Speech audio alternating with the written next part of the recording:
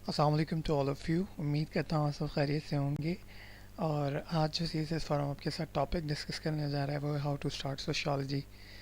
अच्छा जी, topic start करने से पहले सबसे पहला काम आपको ये करना है कि आपको जाना है, चैनल को सब्सक्राइब करना है, घंटी के बटन को प्रेस करना है ताकि मज़ीद इस तरह की वीडियो आप तक पहुँचती रहें। Okay, let's go to the topic. अच्छा, सोशियोलॉजी जो है अगर हम उसकी बात करें, उसके एटमोलॉजी की बात करें तो वो ड्राइव्ड हुआ लैटिन वर्ड सोशियो से, जिसका मतलब है कंपेनियन, और ग्रीक वर्ड लोजी से, जिसका मतलब है स्टडीज़। यानी कि कंपेनियंस की स्टडीज़ के लोग, जो लोग साथ रहते हैं उनकी स्टडीज़ की जाए। अच्छा, ये टर्म जो है फर्स्टली जो है वो कोइन की गई थी इमानुअल जोसेफ की तरफ से, जो कि फ्रेंच एसिस्ट हैं। लेटर डिफाइन की गई ऑगस्ट कॉम्टे की तरफ से 1838 में। तो हम ऑगस्ट कॉम्टे की जो डेफिनेशन है उसको जो है वो ओरिजिन मानते हैं और वहीं से जो है वो सोशियोलॉजी को ओरिजिनेट किया जाता है। अच्छा, he defined sociology as a positive science. Positivism is the search for invariant laws of the nature and social world. Invariant laws वो होते हैं जो अनचेंजेबल होते हैं। तो ऐसे लॉज लॉज जो नेचर और सोशल वर्ल्ड को कोरिलेट करते हों। इसका मतलब मैं आपको समझाता हूँ, लेकिन पहले हम ये देख लें कि किस तरह से तीन मेथड्स के जरिए ऑब्जर्वेशन, एक्सपेरिमेंट एंड कंपैरिजन। यानी कि आप जो है वो नेचर को ऑब्जर्व करोगे, किस चीज़ की, सोशल वर्ल्ड की, उसके एक्सपेरिमेंट्स देखोगे और उसका कंपैरिजन करोगे, तो आपके सामने जो है वो डिफरेंट इनवेरिएंट लॉज डिफाइंड होंगे। ठीक है जी। अच्छा, अब जो है वो अगर हम, ये तो हो गई किताबी थियोरेटिकल बातें, अगर हम इसको जो है वो सिंपल और आसान ज़ुबान में समझना चाहें तो sociology is study of human social life. यानी कि आपकी जो ह्यूमन सोशल लाइफ है उसकी स्टडी जो है इसमें देखी जाती है। ठीक है। अच्छा, अब ये तो हम बात कर रहे हैं कि ह्यूमन सोशल लाइफ, तो हम किस तरह से देखेंगे सोसाइटी को जो है वो डेली लाइफ में सोशोलॉजिकल पर्सपेक्टिव से। इसको समझाने के लिए मैं आपको एक एग्जांपल देता हूँ। The average woman in US has 2 children. On other hand, in Pakistan the fertility rate is 3.56. What accounts for the striking difference? तो ये एक एग्जांपल हमने लिए है कि यूएसए में जो है वो 2 बच्चे होते हैं, एक औरत, एक एवरेज औरत के, और यही फर्टेलिटी रेट पाकिस्तान में 3.56 है। इसकी क्या रीज़न हो सकते हैं, ये हमने एक सोशल इशू देखा। अब हम इसको ऑब्ज़र्व करेंगे कि इसके क्या रीज़न हो सकते हैं। इसका एक रीज़न ये हो सकता है कि जी पाकिस्तान के अंदर वमेंस को जो है वो अवेयरनेस नहीं है। ठीक है। इसके अलावा वमेन का स्कोप लिमिटेड है। ख़वातीन को हम ज़्यादातर जो है वो एजुकेशन में भी पीछे रखते हैं। इसके अलावा उनको जो उनकी सोशल लाइफ है वो भी लिमिटेड रखी हुई है, तो उनको अवेयरनेस नहीं हो पाती है सोसाइटी की, और जो है वो इस वजह से हमारे यहाँ जो है वो ग्रोथ रेट बहुत ज़्यादा बढ़ रहा है। और वो जो कॉन्ट्रासेप्शन का कॉन्सेप्ट है वो भी हमारे यहाँ ख़वातीन को ठीक से समझाया नहीं जाता है। ठीक है। इसके अलावा जो है ख़वातीन की क्या बात करें, मर्दों का भी यही हाल है, उनको भी कुछ ज़्यादा अवेयरनेस नहीं है। तो एक रीज़न हमने ऑब्ज़र्व किया कि जो है पाकिस्तान में जो है अवेयरनेस नहीं है लोगों को। उस अवेयरनेस की वजह से क्या हो रहा है, उस अवेयरनेस की वजह से जो रेपरकशंस हो रहे हैं वो आपकी जो फर्टेलिटी रेट है वो बहुत ज़्यादा बढ़ रहा है। उस फर्टेलिटी रेट के बढ़ने की वजह से आपकी पॉपुलेशन ग्रोथ हो रही है। उस पॉपुलेशन ग्रोथ की वजह से आपके सोशल इश्यूज़ क्रिएट हो रहे हैं।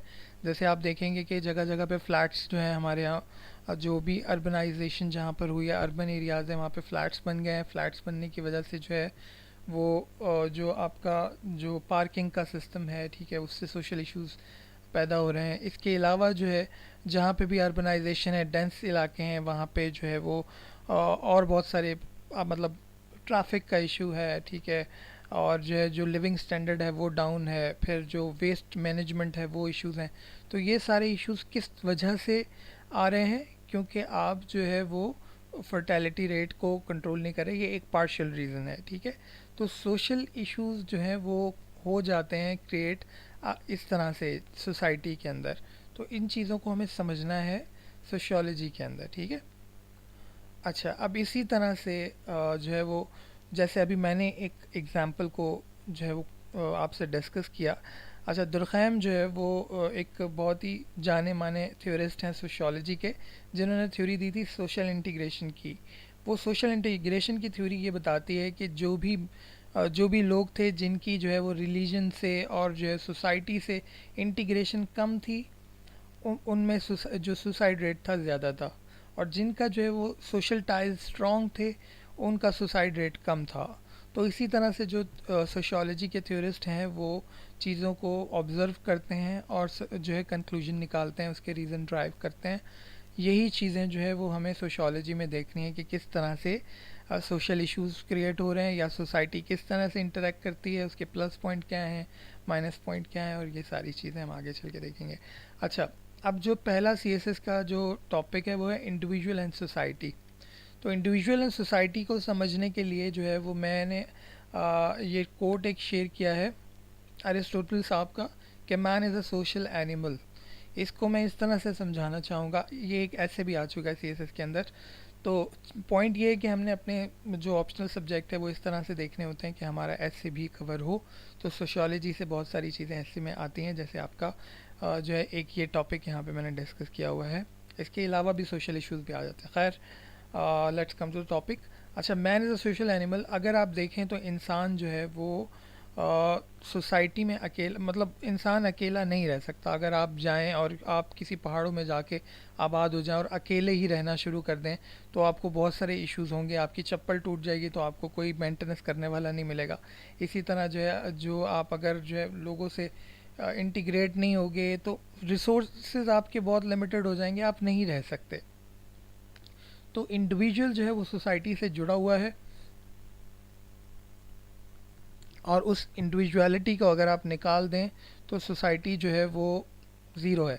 यानी कि ये बिल्डिंग ब्लॉक है जिससे पूरी सोसाइटी बनती है। तो इंडिविजुअल फैक्टर जो है उसको पढ़ना, उसको समझना बहुत ज़रूरी है सोसाइटी के अंदर जो है जो भी चीज़ें हो रही हैं उनको देखने के लिए। ठीक है, तो सोशियोलॉजी का जो एक मेन कॉन्सेप्ट है वो ये है, इंडिविजुअल एंड सोसाइटी को स्टडी किया जाए कि एक इंडिविजुअल सोसाइटी पर किस तरह से असरअंदाज होता है और वो किस तरह से सोसाइटी से इन्फ्लुएंस होता है और इन्फ्लुएंस करता है। अब इसी में से कुछ लोग निकलते हैं जो कायद आज़म जैसे होते हैं, और कुछ लोग निकलते हैं जो आपकी जो है वो स्टेट को या जो है वो जिनकी वजह से डिनाइग्रेट किया हो जाता है आपकी स्टेट। तो ये इन्फ्लुएंस करना और होना दोनों चीज़ें हैं। अच्छा, अब इमरजेंसी कैसे हुई सोशियोलॉजी की?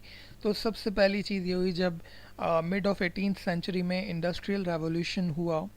तो फिर क्या हुआ कि जब इंडस्ट्रीज़ डेवलप होती हैं तो वो इंडस्ट्रीज़ वहाँ डेवलप की जाती हैं जो पोर्ट के नज़दीक होते हैं शहर। ठीक है, वहाँ पे फिर अर्बनाइजेशन स्टार्ट हो जाती है। जो जो लोग होते हैं जो अंडर प्रिविलेज एरियाज से जो है वो वहाँ पर जो है वो माइग्रेट कर जाते हैं, और फिर जो है अर्बनाइजेशन स्टार्ट हो जाती है। ठीक है, जैसे यहाँ पे कराची में हुआ, क्योंकि रिसोर्सेज कराची में ज़्यादा हैं और बहुत सारी जो है वो इंटीरियर की और जो है वो पंजाब से जो है वो लोग यहाँ पे आके जो है वो अपना रेजिडेंस कर लिया उन्होंने, क्योंकि यहाँ पे रिसोर्सेज थे। जब अर्बनाइजेशन होती है तो फिर सोशल इश्यूज जो हैं वो पैदा होते हैं जो हमारी सोसाइटी में भी हैं। आप कराची की हालत देख लें, यहाँ पे वेस्ट मैनेजमेंट के इश्यूज़ हैं और बहुत सारे इश्यूज़ हैं।